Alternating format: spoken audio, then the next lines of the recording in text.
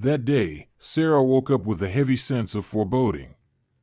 She lay there for a long time, staring at the ceiling, trying to understand where this inexplicable anxiety had come from. The letter from the notary had arrived a week ago, a dry official notice about the need to appear for the reading of her father-in-law's will. Even after her divorce from Rufus, he had continued to treat her like a daughter. He called often, asked about her well-being, and offered advice. His sudden death was a heavy blow to her. Sarah slowly got out of bed and walked over to the window. The spring morning was overcast, with gray clouds hanging low over the city, as if heralding bad weather. She ran her hand along the cool glass, leaving a damp trace from her trembling fingers. "It's okay," she whispered to herself, "I'll manage. I just need to get through this day." In the bathroom, Sarah stared at her reflection for a long time. Despite the sleepless night, she looked composed.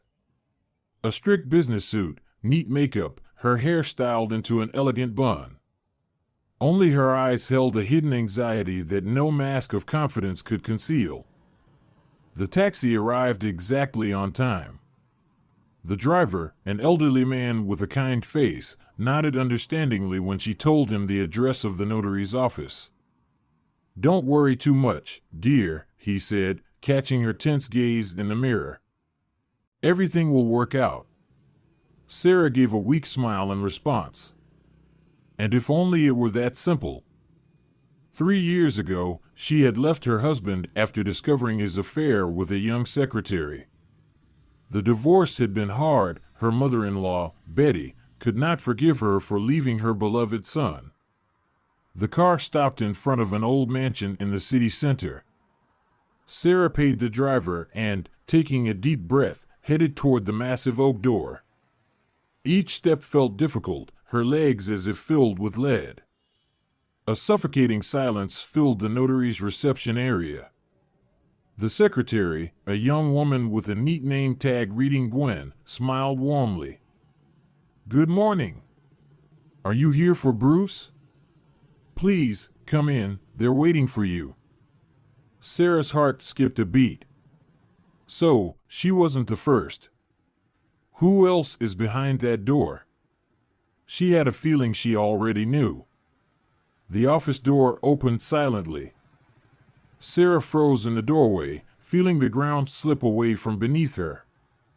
In the deep leather chair sat 3 people, her ex-husband Rufus, his new girlfriend with a noticeably rounded belly, and her mother-in-law with a triumphant smile on her lips.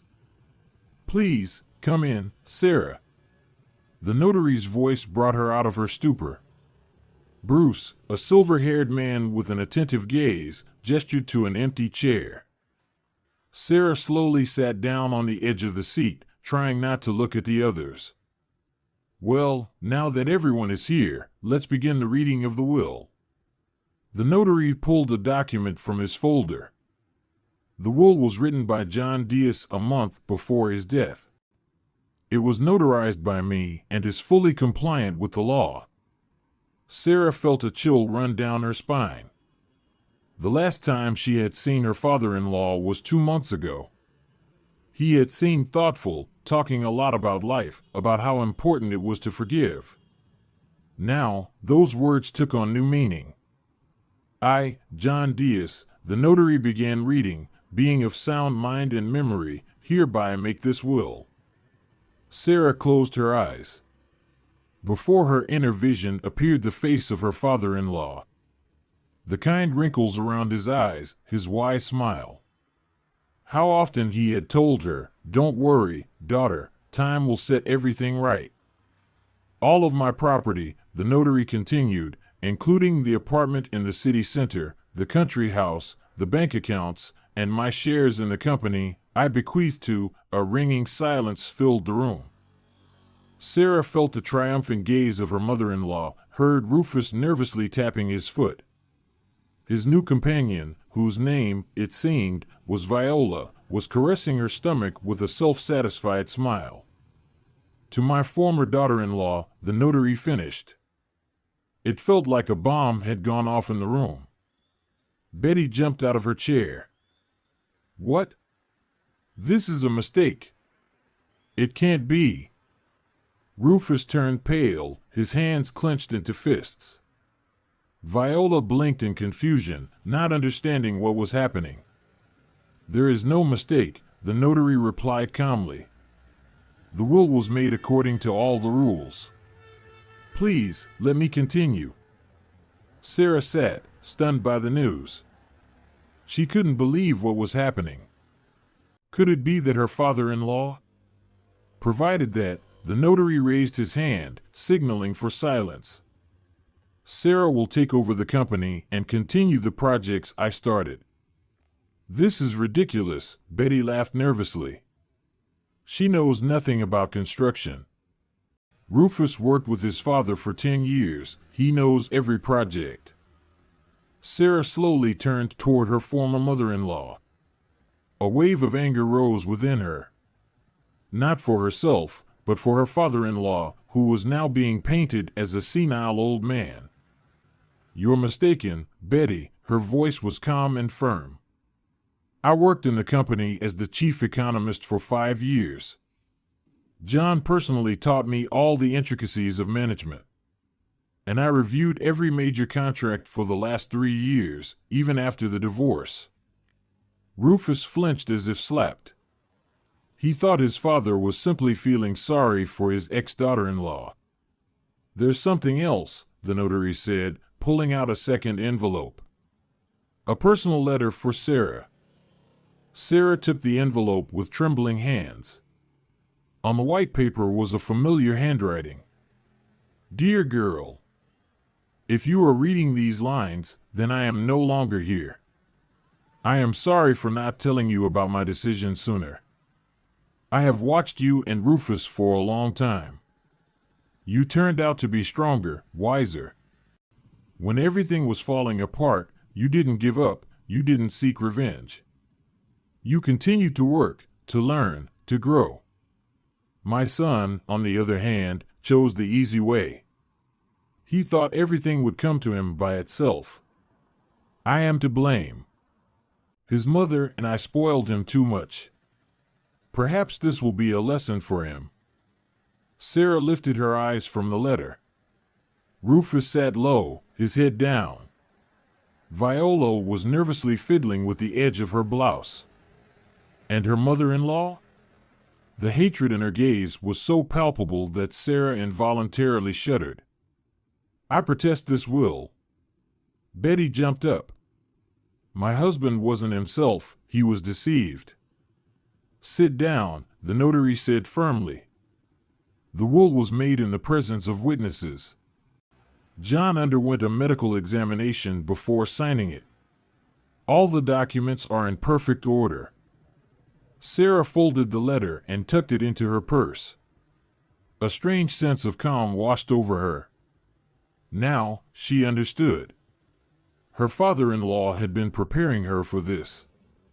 All his talks about business, his advice, his silent support. Well, Sarah stood up, straightened her shoulders. I think we all need some time to process what has happened. I suggest we meet in a week at the company's office. We'll discuss current projects and further work. She spoke calmly and confidently, even though her heart felt like it was about to leap out of her chest. Rufus looked at her with a new expression, a mixture of surprise and respect. Bruce, she turned to the notary, when can I begin my duties? I can start today, all the necessary documents are ready. Sarah nodded and headed toward the exit. She turned by the door. And yes, Betty, remember how you said I wasn't worthy of the Diaz name? It seems John thought differently. In the corridor, Sarah leaned against the wall, trying to steady her trembling knees. It was only now that she began to realize the scale of what had happened. The company, hundreds of employees, dozens of projects, immense responsibility. Sarah, wait. Rufus's voice caught up with her at the exit. She slowly turned around. Her ex-husband looked bewildered, as if he had aged several years in an instant. Why are you running after me? She asked quietly. Afraid I'll sell the company and leave you without a job? No, He hesitated, ran a hand through his hair. I just wanted to say. Father was right. You really are strong, and Sarah shook her head. Don't, Rufus. This isn't the time for this conversation. It was drizzling outside. Sarah took out her phone, about to call a taxi, but her fingers wouldn't cooperate. Everything blurred in front of her, whether from the rain or from unwanted tears, she wasn't sure. What's going on? She muttered, trying to calm herself. Sarah, a familiar voice called. Bruce was hurrying toward her, holding up an umbrella. Sorry, but I need to give you something. He handed her a small envelope. John asked me to give it to you separately when you leave. Sarah took the envelope. Inside was a key and a note. From the office. In the safe, everything you need to know. The code is your birthday. And I believe in you, daughter. You can use my car, the notary offered. My driver will take you to the office, Bruce said. Sarah nodded gratefully. It was probably best not to drive herself right now. Too many emotions, too many thoughts swirling around. In the spacious black car, there was a quiet calm. Through the tinted windows, the city passed by like a backdrop to some strange play. Sarah took out her father-in-law's letter and read it again. You know, he had written, I've always dreamed of having a daughter. When Rufus brought you home, I knew immediately. There she is, my girl. Smart, honest, with character. It's just a shame that my son wasn't worthy of you. The car stopped in front of a tall building with the Diaz Construction logo. Sarah made her way up to the top floor. The long corridor, covered with soft carpet, seemed endless. How many times had she walked here with stacks of documents, hurrying to a meeting? And now, she walked as the owner. Her father-in-law's office greeted her with silence and a faint smell of leather and wood. Everything was as it had been before. The massive desk by the window, bookshelves along the walls, comfortable visitor chairs. Only the photos on the desk were gone. It seemed Betty had taken them. Sarah approached the safe hidden behind a painting. Her fingers trembled as she entered the code. Inside was a thick folder labeled Strictly Confidential and another envelope. In the envelope was a photograph. It was of her with John Diaz at some company event. They were both laughing, and he had his arm around her shoulders. Sarah carefully placed the photo on the desk and opened the folder. Inside were documents revealing the true state of affairs within the company, things even Rufus hadn't known. It turned out that over the past 2 years, John had been preparing a major restructuring of the business. He had planned to take the company international, open new ventures, and, judging by the notes in the margins, he had envisioned her, Sarah, leading this process. Only you can see this through to the end, he had written in an attached note. You have everything needed, knowledge, experience, character. And most importantly, the ability to see through people. Don't let anyone push you off this path. Sarah slowly sank into her father-in-law's chair. It was unexpectedly comfortable, as if it had been made just for her. There was a cautious knock at the door. Nancy, John's assistant who had worked at the company for over 10 years, appeared in the doorway. Sarah, she hesitated. I'm sorry, but the department heads are here. They've heard about the will and want to talk to you. Sarah took a deep breath. Well, sooner or later, this moment had to come. She adjusted her suit and stood up. Invite them to the conference room. We'll begin in 5 minutes. Nancy nodded and disappeared. Sarah walked over to the window, looking at the city from the height of the 20th floor. Somewhere down below, construction sites, residential complexes, shopping centers, and office buildings were starting to appear. The conference room buzzed like a disturbed hive. 20 pairs of eyes fixed on Sarah when she entered. All the key figures of the companies were gathered here. The chief engineer, the CFO, the project managers. Many remembered her as an economist. "Good afternoon, colleagues." Sarah's voice was calm and confident. "I think you already know about John's decision." Yes, it was a surprise to everyone. But I suggest we put emotions aside and discuss work-related matters. What is there to discuss? A loud voice of Andrew Freeman, the head of the production department, rang out. "No offense, Sarah, but the company should be led by a builder, not an economist." A murmur of approval spread across the room. Sarah calmly placed a folder with documents on the table. "Interesting comment, Andrew," Sarah smiled. "Tell me, are you aware that the Sunny Shore project is on the verge of failure? That the contractor overestimated the budget by 30% and the project deadlines are at risk?" Silence fell over the room. Andrew turned pale. "How do you know this?" "John left me a full report on the state of affairs in the company, including those details known to only a few," Sarah said, scanning the room with her gaze. "And you know what? He was preparing serious changes. I have a reorganization plan on my desk that will take the company to the next level." She pulled out several sheets from the folder. "I suggest we review it and then discuss who can do what for the company." The rustling of papers filled the room. Sarah watched as the faces of the leaders changed as they read. Surprise, disbelief, respect. John's plan was truly impressive. This is a breakthrough," muttered the chief engineer, Oliver. "Such technologies, such scale." "Exactly," Sarah nodded. "And notice, everything has been calculated down to the last detail. Finances, resources, deadlines. John worked on this for 2 years, and I intend to bring his plans to life." "But how?" someone from the far corner asked. "These are huge changes." Together, Sarah simply replied, "Everyone in this room has their strengths. My task is to bring them together and guide them in the right direction."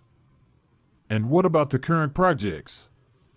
asked Sabrina, the company's chief lawyer. "They remain a priority," Sarah revealed the next document. "Moreover, I propose creating a crisis management team for the Sunny Shore project. Andrew," she looked at the now silent head of production, "you will lead it. Who better than you knows all the pitfalls?" Andrew straightened up, and a flicker of surprise appeared in his eyes. "Do you trust me with this?" "I trust professionals," Sarah said firmly. "And I hold no grudge for the harsh words. The main thing is the result." A murmur of approval spread through the room. The first barrier had been overcome. And one more important point, Sarah took out the last document. It was a list of promising young specialists that John had planned to promote. "I've gone through their files. Impressive. I suggest giving them a chance." Gwen, the head of HR, leaned forward with interest. "Are these the people who proposed the new project management system?" "Exactly. John had noted their potential." "I agree. We need fresh ideas and a modern approach." At that moment, the door to the conference room flew open. On the threshold stood Rufus, pale and disheveled. "Sorry I'm late," he croaked. "Can I join?" An awkward silence filled the room. Everyone knew about their divorce. News like that spread quickly in the company. Sarah felt the weight of dozens of curious gazes. Of course, Rufus, she gestured to an empty seat. We're just discussing the company's development plans. He silently sat down and took the documents offered to him. Sarah continued with her presentation, trying not to look his way, but from the corner of her eye, she noticed how attentively he was studying the papers, making notes. Any questions or suggestions? She asked after finishing her speech. I have a suggestion, Rufus unexpectedly spoke up. I would like to lead the contractor relations department. It needs someone who knows the ins and outs. Sarah looked closely at her ex-husband. There was no sign of the usual arrogance in his eyes, only a businesslike attitude and something resembling remorse. All right, she nodded after a pause. Prepare a detailed work plan. We'll discuss it tomorrow at 10 a.m. Thank you, Rufus quietly replied. The meeting continued for another hour. The leaders took turns engaging in the discussion, proposing ideas, debating. Sarah skillfully steered the conversation, noting mentally who was truly passionate about the work and who was just creating the appearance of activity. That's enough for today, she concluded. Tomorrow, I expect each of you to provide a report on current projects and suggestions for the reorganization. As everyone began to leave, Rufus lingered by the door. Sarah, can I have a word for a minute? I'm listening. She was gathering her papers without looking up. I just wanted to say. He faltered. Dad was right. You really are the best person for this position. As for me, I've ruined everything. Not just in the family, but in the company too. Sarah lifted her head. Rufus stood there, shoulders slumped, no longer resembling the self-confident handsome man she had once fallen in love with. You know, she said slowly, your father used to say, business is like life. The key is to recognize your mistakes on time and start over. Do you think I can do it? That depends only on you. She turned toward the exit. See you tomorrow, Rufus. In the reception area, Nancy was waiting for her with a stack of documents. Sarah, here are some urgent papers for signature and also. She hesitated. Betty called. She said she's suing. Let her sue, Sarah answered calmly. All the documents are in order. But tell me, how's the mood in the team? It's bubbling, of course. But after the meeting, many are on your side, especially the younger ones. They've been waiting for changes. Sarah nodded. She could feel it herself, the team was on her side. John was right, if you want to understand the company, ask not the bosses, but the regular employees. Nancy, please organize a meeting with the lawyers for tomorrow and prepare a list of all current projects. The evening was settling over the city. Sarah stood by the panoramic window of her office, watching the lights come on. The first day in her new position was coming to an end. So much had happened, her head was spinning. Her phone quietly vibrated, a message from Viola. We need to talk, it's important. Sarah smirked. Probably, Rufus's fiancée wanted to discuss his future in the company. Or maybe threatened with pregnancy, as if blaming the future father. All right, tomorrow at 3 p.m. in my office, she replied shortly. The clock showed 9 p.m. time to go home. Tomorrow would be a tough day. Sarah cast one last glance at the photo with John Diaz. I won't let you down, Dad, she said quietly. I promise. The morning began with an unexpected surprise. A group of young specialists was already waiting in the reception with a presentation of new projects. Their eyes were full of enthusiasm, and the ideas turned out to be truly fresh and interesting. We've been wanting to propose these developments for a while, explained Patrick, the lead engineer, but before, no one really listened to us. Now they listen, Sarah smiled. Prepare detailed calculations. We'll create a working group. After they left, Rufus appeared with a folder of documents. He looked collected and serious. It was clear he had been working on the plan all night. Here, I've reviewed all the problematic contracts. I have ideas on how to fix the situation. Sarah looked through the papers. The analysis was sound, and the suggestions were practical. Not bad. She looked up from the documents, especially the part about optimizing deliveries. Start implementing it. Really? Rufus's voice showed surprise. You're not even going to double check? Why? Sarah asked. You know this field better than anyone, and besides. She paused. Your father always said, trust people, but check the results. Rufus nodded and headed for the door. At the threshold, he turned back. You know, I only just realized why Dad chose you. You're not just a leader, you create a team. Sarah remained silent. What can I say? The revelation from her ex-husband came several years too late. At 3 o'clock, as agreed, Viola arrived. She looked confused, not at all as confident as she had been yesterday at the notary's office. Please, sit down, Sarah gestured to a chair. I'm listening. Viola fiddled with the strap of her purse. I came to apologize for my behavior yesterday, and also, I think you should know the truth. Sarah raised an eyebrow. What truth? Rufus, he doesn't love me, he never did. He just wanted to get back at you, and then. She rubbed her stomach. Then the baby came, and everything got complicated. And why are you telling me this? Sarah asked calmly. Because I can see that he's changed. After yesterday. He worked all night on the documents, he spoke about the company, about how wrong he was. Viola sighed. He still loves you. Sarah shook her head. It doesn't matter.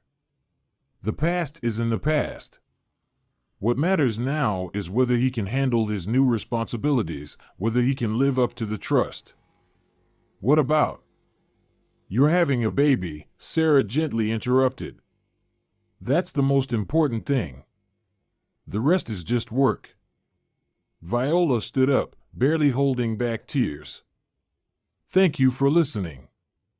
You're not at all like I thought. After Viola left, Sarah sat motionless for a long time. It was strange, but the conversation hadn't brought her pain or jealousy. Just a slight sadness. Because it could have been, but it wasn't. The phone call brought her back to reality. It was the chief engineer. Sarah, there's something happening on Sunny Shore. The contractor is threatening to stop work. I'm on my way, she replied shortly, grabbing her bag. The construction site was in chaos. Workers had gathered by the foreman's trailer, and shouts could be heard from inside. Sarah walked decisively toward the epicenter of the conflict. Inside the trailer, Andrew was trying to calm down a man in a hard hat who was red with anger. Justin, let's discuss this calmly. Calmly? The contractor yelled. It's the third month with no money, and I have people, materials. Good afternoon, Sarah said calmly, entering. I'm the new CEO. Let's sort this out. Justin froze, eyeing the elegant woman in a business suit with disbelief. What's there to sort out? According to the contract, advances should be. Please, sit down, Sarah pulled out her laptop. Let's look at the documents together. An hour later, the situation became clear. The previous CFO had intentionally delayed payments, funneling money into dubious schemes. Sarah immediately called the bank, and the funds were transferred to the contractor's account. "Now that's business," Justin said respectfully. "Sorry for the shouting." "The main thing is that the construction must not stop," Sarah replied. "Andrew, prepare a new payment schedule. And check all the contracts. There might be other surprises." When she returned to the office, she called the CFO. He fumbled, got confused in his explanations, and then admitted it. Yes, he had been manipulating the money, hoping to make a profit from the interest. "Write a resignation letter," Sarah said calmly. "Do it properly. Otherwise, I will hand the documents over to the prosecutor's office." An hour later, her desk had the resignation letter. And an hour after that, Betty called. "What are you doing, firing people who have worked with John for years?" "I'm firing those who let the company down," Sarah cut her off. "And I advise you to withdraw the lawsuit. Don't embarrass yourselves." In the evening, Rufus popped into her office. He had heard about the construction. "Well done, you solved it quickly." "It was simple," Sarah shrugged. "By the way, we need to check all the financial flows. Can you handle that?" "Of course," he hesitated. "You know, I was thinking, my father didn't do all this without a reason. He wanted us to learn to work together as a team." Sarah looked carefully at her ex-husband. "Maybe. But only as a team, nothing personal." "I understand," he replied quietly, "and thank you for giving me a chance." A week passed. The company was gradually transforming. Young specialists were implementing new technologies, construction sites were coming to life, and a business-like atmosphere reigned in the office. Sarah stayed late, sorting through documents. There was a knock on the door. Nancy entered. "Sarah, you have a visitor. She says it's urgent." At the doorstep stood a tearful Viola. "I'm sorry for the late visit, but I have no one else to turn to." "What happened?" "Rufus, he found out the truth. The baby's not his. I lied to him. I thought it would be better this way." Sarah silently poured water from the pitcher and handed it to the trembling girl. "Tell me everything." The story turned out to be banal. Viola had fallen in love with a married man, got pregnant, and when he refused to leave his family, she decided to set up a romance with Rufus, the rich heir who was going through a divorce. "I didn't want to hurt anyone," she sobbed. "I was just scared of being alone with the child." "And now what?" "Rufus kicked me out, said he doesn't want to see a liar." Sarah sighed. "So, this ugly story was over. Do you have anywhere to live?" "For now, at a friend's." "All right." Sarah took out her checkbook. "Here, this should be enough for now.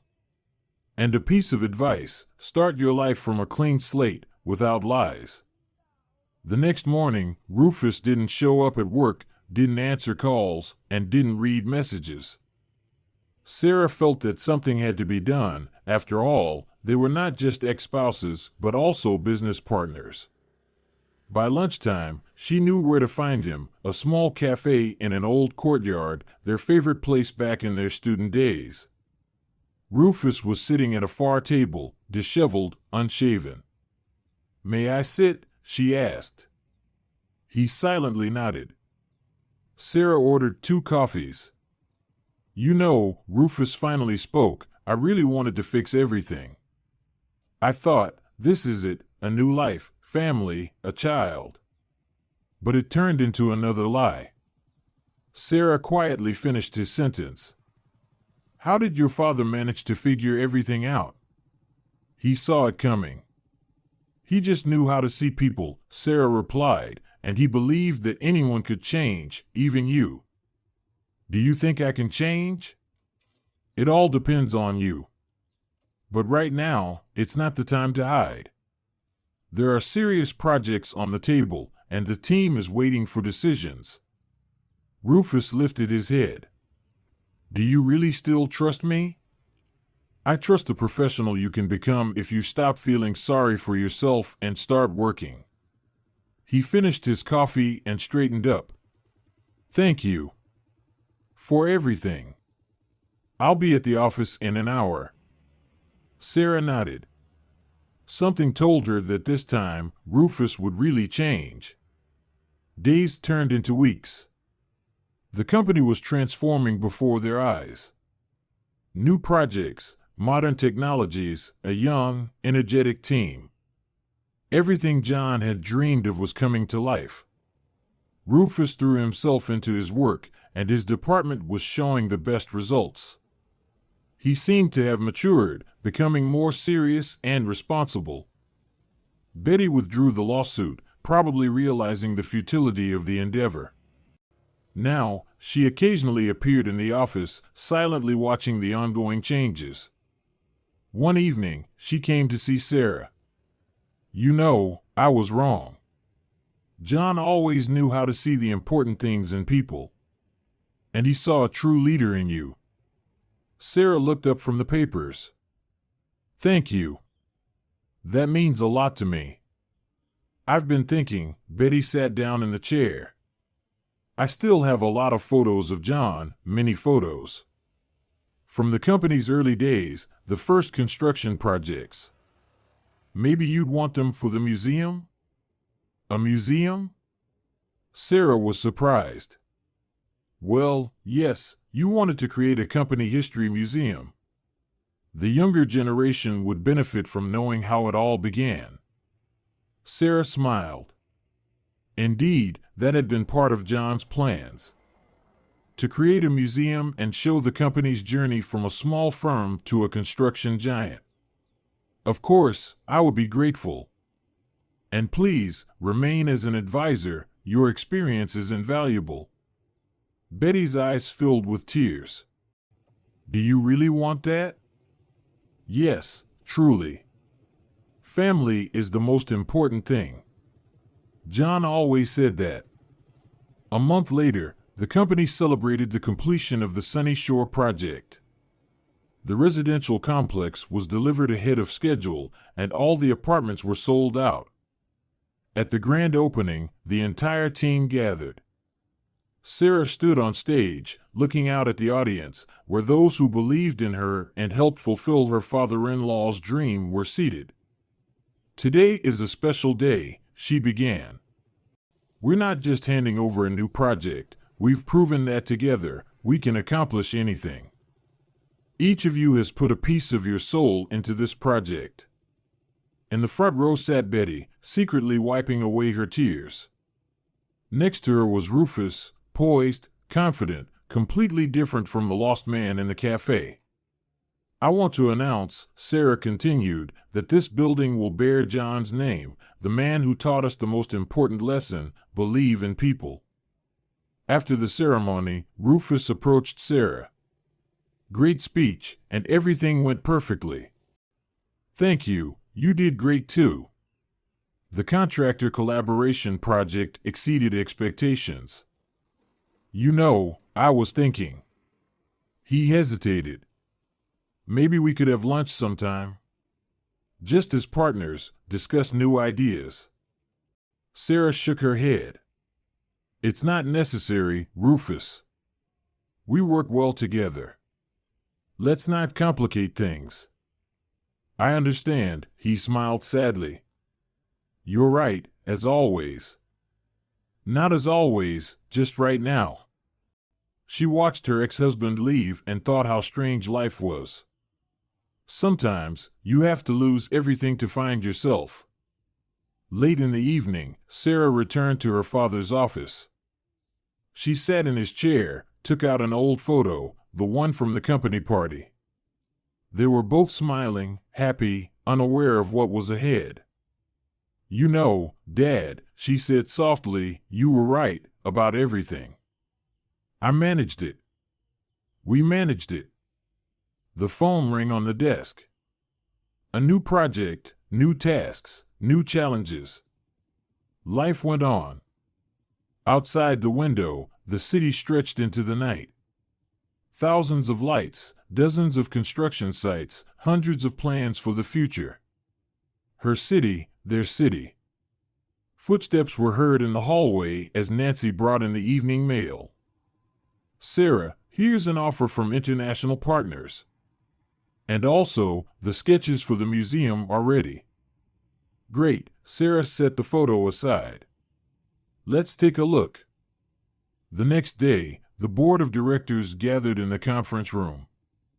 Sarah presented the new development strategy, ambitious but achievable. International projects, innovative technologies, social programs. "We are not just a construction company," she said. "We are building the future. And we are doing it together." She looked around at the people in the room, young specialists with burning eyes, experienced leaders with their invaluable knowledge, Rufus with his new approach to the work, Betty, who had become a wise advisor. Team, family, John's legacy. The company's history museum opened 2 months later. It was a small but cozy room on the first floor of the main office.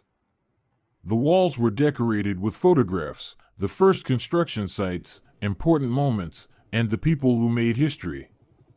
In the center of the room was a large portrait of John. His kind eyes seemed to watch everything happening, and his slight smile suggested that everything was going the right way. Sarah often came here in the evenings, looking at old pictures, reading documents, remembering. Here, she felt a special connection with the person who believed in her more than she believed in herself. One evening, Betty found her engrossed in this task. "Do you like being here?" "Yes," Sarah replied. "There's a special atmosphere, as if Dad is still here." Betty sat down next to her. "You know, John talked about you a lot, especially in the last year. He kept repeating, 'Sarah will manage, she has the right character, strong, but flexible.' And you didn't believe him?" "I didn't," Betty admitted honestly. "I thought he was just supporting you out of pity. But it turns out, he saw something we all missed." They fell silent, looking at the photos. So many stories, so many fates. "By the way," Betty suddenly said, "I found another album. The very first project of the company, a 5-story building on the outskirts. John was so proud of it." "Show me," Sarah brightened. They both leaned over the worn album. A young John in front of the under-construction building, happy and confident in his dream.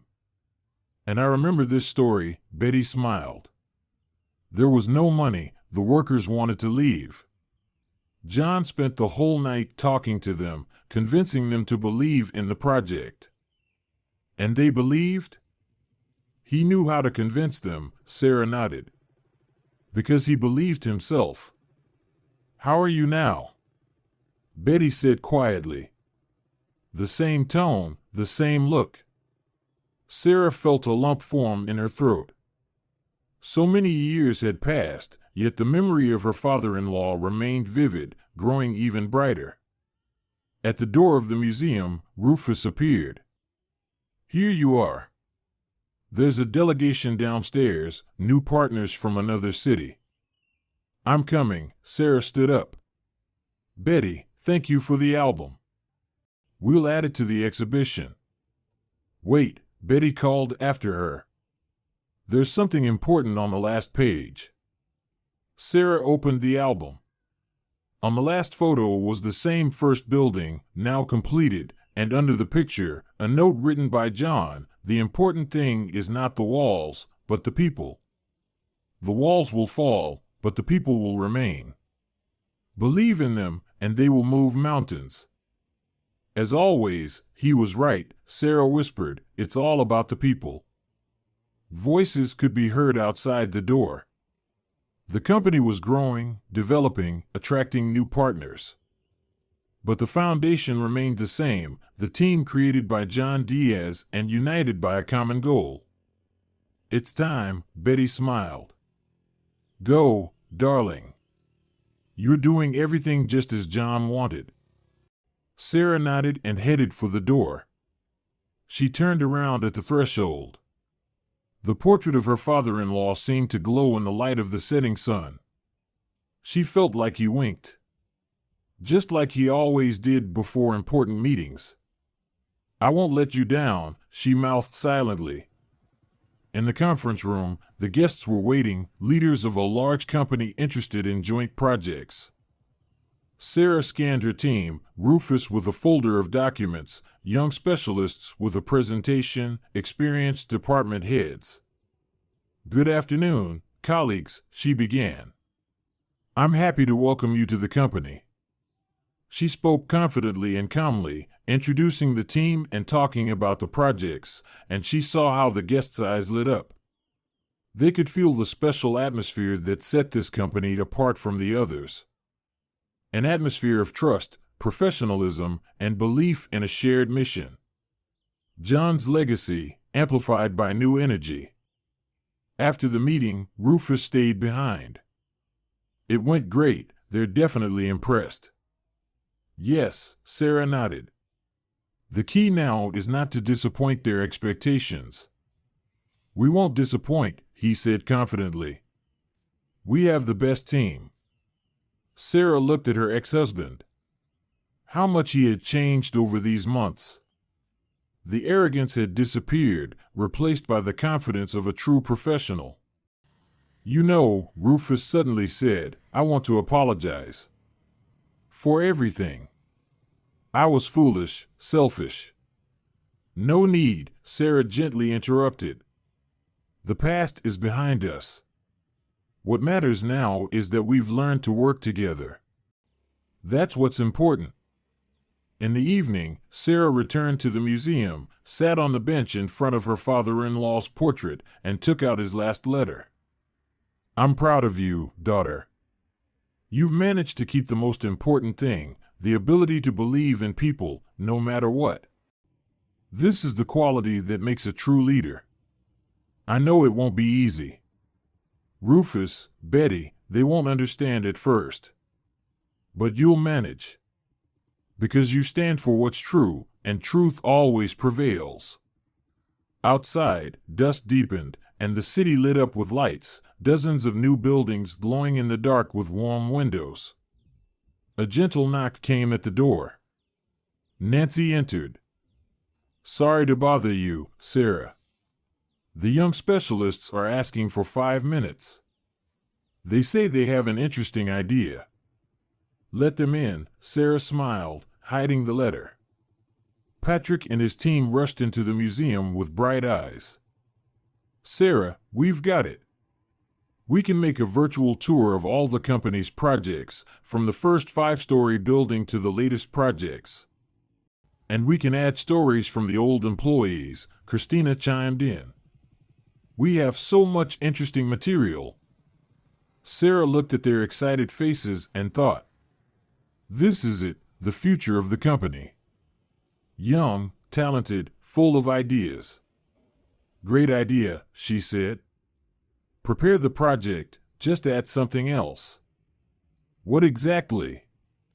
Stories about people, those who built these houses, the families who live in them, the children who grew up in our courtyards. Patrick quickly wrote it down. Exactly. That's the key. It's not just a building, it's the story of life. Yes, Sarah nodded. John always said, we don't build walls, we build destinies. The young people eagerly shared their ideas, and Sarah looked at the portrait of her father-in-law and saw him smiling approvingly. Sarah came home late. Tired, but her soul was calm and joyful. So much had happened over these months, and everything had turned out exactly as it should. She went to the window. The city stretched out before her, a sea of lights. Somewhere out there, new homeowners were settling into apartments on the sunny coast, young families were strolling in well-maintained courtyards, and children were swinging on playgrounds. Her phone quietly chimed, a message from Betty. I found more albums, Come over tomorrow for tea, we'll look through them together. Sarah smiled. Who would have thought she and her mother-in-law would become almost friends? Life truly is full of surprises. On the table lay an unfinished report, the company's development plans for the next year. Sarah sat down at the table and skimmed through the last lines. Everything matched, the numbers, the deadlines, the prospects. But the most important thing wasn't in that. The most important thing was that people believed in themselves, in the company, and the future. Thank you, Dad, she thought, for the lesson, for the trust, for the wisdom. Tomorrow will be a new day, new tasks, new projects, new heights. But now, she knew for sure she could handle it. Because she had a team by her side, because there was a goal, because there was faith in people. Something sparkled in the folder with documents. Sarah took out an old photograph. It was of her and John Diaz on a construction site, both smiling in helmets, with a new building rising behind them. On the back was the inscription, "To my daughter, keep building the future." Sarah pressed the photo to her chest. Warm tears stung her eyes, not out of sadness, but out of gratitude. For everything that had been, for everything that would be. Outside, dawn was breaking, and the new day promised to be sunny and clear, just like life itself, complicated, but beautiful in its unpredictability. Sarah gently placed the photo on the table next to her laptop, so it would always be in view, a reminder, a guiding star. Ahead was a lot of work, new projects, new challenges, new victories. But now she knew for sure everything would work out. Because behind her was not just a company, behind her were people, those who believed, those who supported, those who walked alongside. And somewhere out there, beyond time, John was smiling. The man who taught her the most important thing, to believe in yourself and others, to build not walls, but destinies, and to never give up. Because the greatest legacy is not money or power, the greatest legacy is faith in people.